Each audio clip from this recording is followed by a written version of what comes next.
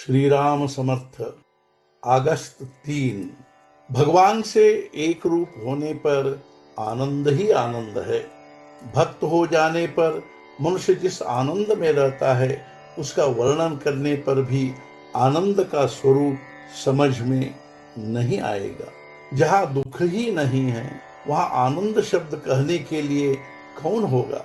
अनन्य भक्त बनो और उस आनंद का अनुभव करो।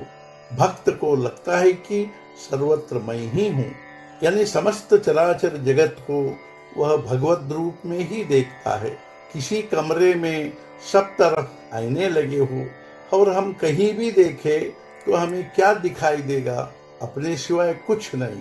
कहने का मतलब यह है कि सर्वत्र एक भाव होने पर दुख का कारण ही नहीं रह जाता, तब हाँ सभी आनंद ही होता है। उसी प्रकार भक्त भगवान से एक रूप हो जाए तो वहां आनंद के सिवाय और क्या होगा। तो ऐसे समभाव की वृत्ति बनाकर जो लोग इस संसार में विचरण किया करते हैं वे अपने आनंद में रहकर भी अन्य लोगों के समान बरतते हैं।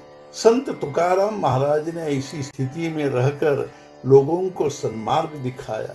समर्थ रामदास स्वामी जी ने भी इस स्थिति से विचलित न होकर सारे संसार का व्यवहार किया और दूसरे लोगों को श्रेष्ठ पद तक पहुंचाया। हमने कभी उस आनंद की ओर जाने का मार्ग देखा ही नहीं, इसलिए जिन्होंने उस आनंद की ओर जाने का मार्ग देखा है और जो हमेशा उस आनंद में रहते हैं उनके वचन के अनुसार व्यवहार करना ही लाभदायक है। अर्थात गुरु आज्ञा की तरह बरते। हमें कोई मार्ग दिखाने वाला मिल जाता है तो हम उस पर विश्वास रखकर राह चलते हैं। वैसे ही हम गुरु वचन पर विश्वास रख के चले तो हमारा हित होगा। कोई अंधा आदमी शक्कर समझकर नमक खा ले तो नमक उसे खारा ही लगेगा। उसी प्रकार विषय से आनंद मिले ऐसा समझकर हम विषय का उपभोग लेते रहे तो हमें उससे दुख ही होगा। विषय की संगति करने पर दुख ही हुआ।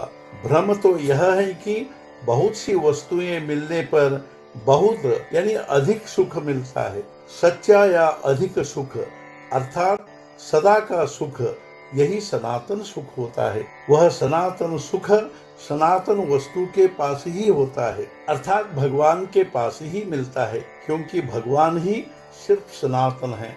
भगवान के होने पर ही हम सुखी होंगे। मुंह मीठा करने के लिए जैसे शक्कर खानी पड़ती है वैसे आनंद प्राप्त करने के लिए नामस्मरण करना पड़ता है। हम गृहस्थी और प्रपंच दूसरे का ही करते हैं, अपना नहीं। किसी खेत की अपेक्षा उसकी बाढ़ के लिए ही अधिक खर्च करें, वैसे ही हम अपने मूल स्वरूप की अपेक्षा उपाधियों के लिए ही अधिक तड़क भड़क करते हैं। हम बहुत कुछ प्राप्त करते हैं, लेकिन जब संसार से विदा होना पड़ता है तो सब यहीं छोड़कर जाना पड़ता है। अपने लाभ की दृष्टि से यदि कुछ किया तभी तो गृहस्थी होगी। अतः भगवान का नामस्मरण ही हमारी गृहस्थी है। हम यदि माँ बाप पर, पति पत्नी पर, बच्चों पर, नातेदारों पर, अड़ोसी पड़ोसियों पर सुख के लिए अवलंबित रहे तो हम सुखी नहीं होंगे।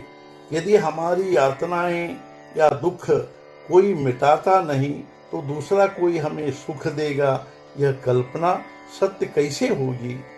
आज का मुख्य विचार, परमात्मा का आनंद अखंड मिले, मैं उसका हो जाऊं, यह दृष्टि रखकर नामस्मरण करे। सद्गुरुनाथ महाराज की जय।